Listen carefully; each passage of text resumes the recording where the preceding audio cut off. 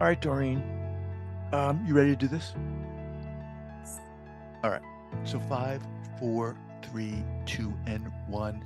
All right, folks, welcome back to the podcast. I am thrilled to have as my guest today back Doreen Hills. Doreen, welcome. You? So Doreen is the founder, director at the Center for Healing Trauma and Attachment.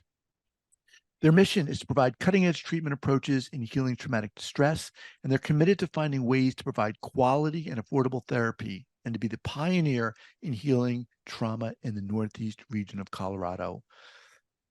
Sorry, I'm going to have to edit that out.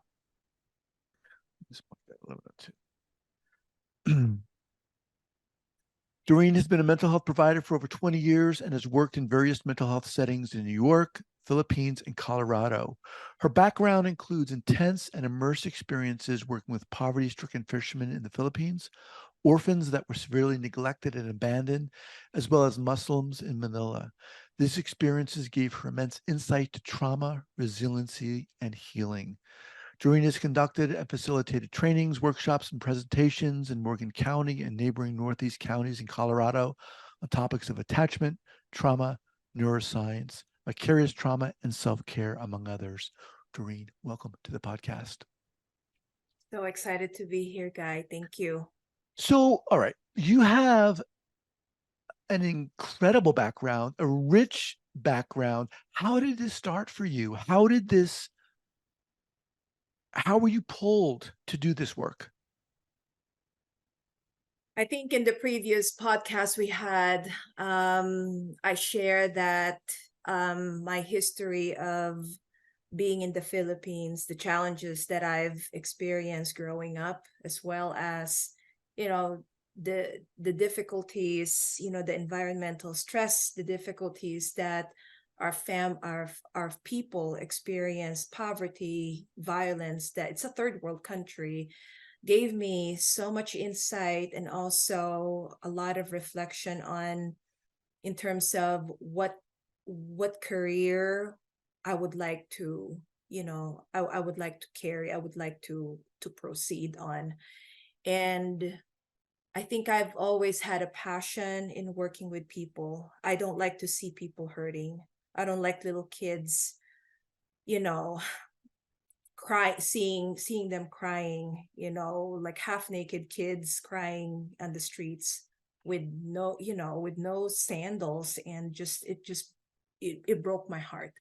And I've seen that growing up, and I've um I've experienced and witnessed that, and that was really became my motto. It became my vision and mission of in life growing up. I was just I was a young kid, and I said I wanted to help, and making help very accessible to people. I did not get a chance to do it there. And I feel, there's that sense of emptiness and hole in me that, you know, I did my internship there and then moved to the United States. And I feel like there's that sense of abandonment. Like I did not get to do it in the Mm-hmm. Philippines, but I was able to do it here. And that's when I decided to develop the trauma center here in Northeast. And the purpose of that is, twofolds here. One is to help those that are underserved and giving them the best and the most appropriate way of helping heal trauma, and also making it accessible, because I would like people to access mental health just like they access physical health or medical, physical health resources. It should not be different. And that's when the trauma center for healing trauma and attachment bloomed. Really, I've interviewed a lot of people. Like 6 months I interviewed community residents, professionals, and asked them, what do you guys think of having a trauma center here in Northeast? Wow. Everybody, I did not hear anyone opposing me. Everyone said, yes, we need this so bad. So because we before are you doing. started, you did that. Yes. Yeah, Wow. it's I mean, I could have started, right? I could have just started like, hey, we're gonna, but I think having the feedback from the community members is so important for me. I wanted to honor people's opinions and what they think about the need here in Northeast. And so I did a 6-month interview. I just, visited with folks, community members, leaders, nonprofit agencies, and asked them, what do you guys think of this? What do you want it to see happening? What do you have in mind? What does it look like for you? And so I compiled those information, and I always believe that trauma-informed care is just, it's not a one-way street. It's not your way. That's just not my way. You've got to look at other people's thoughts and ideas and bringing them all together. So so starting a program, a center like you did is incredible. I mean, congratulations to you. Now, starting it as a woman of color, coming from where come on, right? I mean, I'm assuming there were some challenges there. Yeah, big time. What did you encounter? What were they for you? How did you deal with those? I think the biggest encounter, the biggest challenge I had was that internal warfare. That's thinking, oh, that shitty feeling of, can I do this? Who am I'm I? Who am I? How dare you? How dare you do this? You should have more degrees than what you have. Who are you? Kind of those imposter syndrome kicking in. I think that was my biggest challenge. That was my enemy. So how did you Sometimes deal with the it? enemy. What's that? How did you deal with that? So I stepped back and I went back to, I had that image of an anchor in my brain, in my mind, went back to my roots, and I asked myself, okay, why are you doing this? What is your passion? What's keeping you going? What is the root? What is the history? Where did you come from? And when I answered that, and I answered, I wanted to serve, because I don't want to heal. I don't want to see people hurting. And that's, coming back to my roots of, seeing kids struggling and families struggling. Then it gave me back that purpose. And all those, those insecurities that I had in mind, I mean, they keep on poking and prodding, but the next thing I said, no, I will do this. It doesn't matter if I'm a person of color. It doesn't matter if maybe sometimes my English is broken, or, somebody has to tell me, I have to ask somebody to repeat themselves to me, or I fail. I have my anchor there.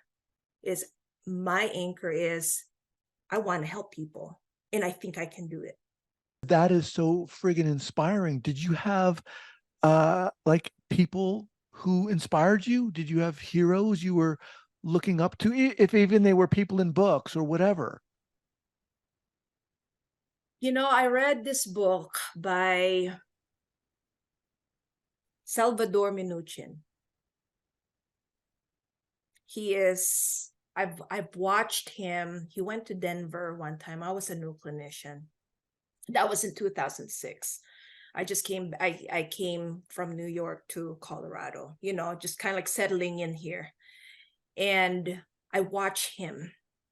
And I think what really made me feel sync with this therapist, who's been a pioneer of family therapy, structural family therapy, is his groundwork, his humility of actually sitting with the family. And I'm talking about, when I said sitting, is immersing himself in that family dynamic and understanding them and being with them, not just somebody typing their diagnosis and all that. Mm-hmm. I remember I read his book about structural family, and at the end of the book, he's given so much rich information, but at the end of the book, he says, okay, I would like you to, it's kind of like, this is the message that I got from it. Close this book. Remember what you learned, but be who you are. Don't Mm. forget who you are. And when I read that, I said, holy cow, it's so important to always come back to who you are as an individual, no matter what. You may know some of these techniques, these strategies, but it goes back to you as an individual, you as that unique person. And I think I use that as my guide when I'm in doubt, because I think entering the world of nonprofit is a different beast. I'm a clinician by trade. I did not know how to run a nonprofit agency, let alone, understanding the 501(c)(3), all that stuff. So how did you learn that? you What know did you what I do? did? Yeah, I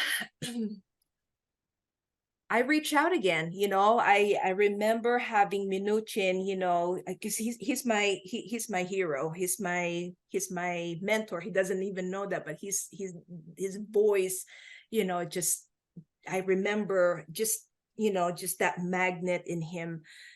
But I also, besides that, I also connect with nonprofit folks here in our area. And I actually asked them, okay, this is my vision. This is what I wanted to see to help people that experience trauma, but I don't know how to run a nonprofit agency. Help. And that's it. And I think there is that I have to open something in me that whatever they say, I need to be willing to hear them, not only hear, but listen to what they say. Because I don't know much about this. I know my vision, I know what I want, but the intricacies of understanding nonprofit, the grant writing, all that, that's all new to me. And so I open my ears and my heart to understanding what they tell me. That's how I So, learn. yeah, I mean, it sounds so easy, but we all know that it's very, very challenging and it's very hard. I mean, to move into the space of creating your own center, creating a nonprofit. We hear about these things, but it's so challenging. And you did it. You're doing it, and you're um an inspiration to so many I remember when I was in graduate school, right out of graduate school, actually, I was doing a lot of commuting. You were the kind of person I was listening to, and I mean, you're like doing it. That's so inspiring. So what are you doing now in your center? What kind of trainings are you offering? What kind of workshops? What is the goal there? Mm-hmm. So I learned to wear many hats. I love to do clinical work, so I'm still doing clinical work. That's part of who I am. Nobody will take that away from me. But I also do workshops, trainings, just to kind of break the cycle or just Mm-hmm. shake it up a little bit. I do that, and I also do grant writing, administrative work, which is another whole agenda or whole arena of leadership, leadership stuff with working with your staff. So I'm doing a lot. And I think the risks of this, I love my work, I'm very passionate, and if I can, you probably will still see me, 80, 85, 90-year old, Asian woman, little Asian woman still working. I love this. This is my, the trauma center is my baby. And, it's just wonderful. But, doing the other work can also put you in a risk of Mm-hmm. burnout. And, I think just self-care is very, very important here. So yeah, I do a lot of work. I've done, in fact, we're doing a lot of trainings right now as well. So are these trainings for other clinicians? So I wanted to share this. We are actually under Foundation Trust with Joseph Spinazzola and his wonderful, amazing, amazing team with the Complex Trauma Training Consortium. It was really a blessing and such an honor to be invited to be a trainer. We have the trainer training program there. Joseph invited me to be part of this program, and Wow. we're going through the whole, the different modules of complex trauma. So innovative trainings that we share with providers, teachers, with the community, so they understand it. Now, Joseph Spinazzola is a very well-respected Very. uh, author. Is he clinician also? Share with our listeners who he is. So Dr. Joseph Spinazzola, he is also a mentor and somebody that I admire highly. He is the founder of the Foundation Trust, and he developed this really amazing, program with the it's called the Complex Trauma Training Consortium. That um, it is an expansion of helping clinicians to be trainers, to be master trainers of complex trauma, to share it with the people, with communities. And we are the Colorado hub. And so it is really an amazing opportunity to be part of this very intensive program. That is incredible. So people listening to this are therapists of all kinds, coaches of all kinds, survivors of all kinds. Who uh, do you want to know about your trainings and workshops? I mean, are these trainings and workshops online? Are they in person? Both? How do they work? So it really depends. We just completed 2 trainings. It's actually a free training, and we did it free webinar. The first one is complex trauma and domains of impact. And that was, we offered that free webinar under free webinar. And then the second one was complex trauma, screening and assessment. So that was free webinar. We're going to have something coming up which is in person, and we're hoping to reach to most part of Northeast Colorado, and this is on complex trauma 101. So we let people know how, what we use. Sometimes we do it under webinar, and sometimes we do it under in person. So Mhm. this is a good So opportunity in this podcast to share that. yeah. We'll have all this linked up here at the show notes page at the traumatherapistpodcast.com.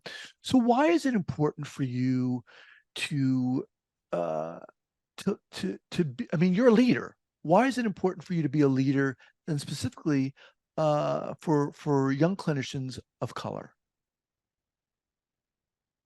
We always just think, and I think, I don't know, maybe I'm wrong, but I think when we become, that full-blown full-time clinicians, we think that we're just only, constrained or limited in doing that. I think what I've learned over the years and, developing this trauma center is we do have that sense of advocacy and also leadership in us. I think it is so important um, to show that to new clinicians, especially clinicians that are. Yeah, I mean, I'm a person of color. Oftentimes, we can be overachievers, and it's because we're passionate. I mean, I am passionate in what I'm doing, but also wanting to just do things right. But then you're struggling with insecurities, and I think it is important to have that leadership, that leadership mentoring as well. Be taught by people that are supportive of you to run these programs, to be able to have someone to visit with when you're having those insecurity moments. I think therapy has a lot of leadership into it. In Mm. fact, we can be really amazing leaders. Why? Because we already have the characteristic of, that unconditional positive regard, that listening, we master that really. We may not realize that, but we master that. And that those are some things, assertiveness, those are powerful leadership characters. And so, asking ourselves, how do we promote that? How do we let it come out of us is very important. That's very important. And what would you say to the people listening who would say to themselves, Doreen, that's great. I, I, I can't do what you do. I don't have that strength in me. I always believe that there's always, instead of saying the can't, we can. And I know it sounds easy, but it doesn't have to be complicated.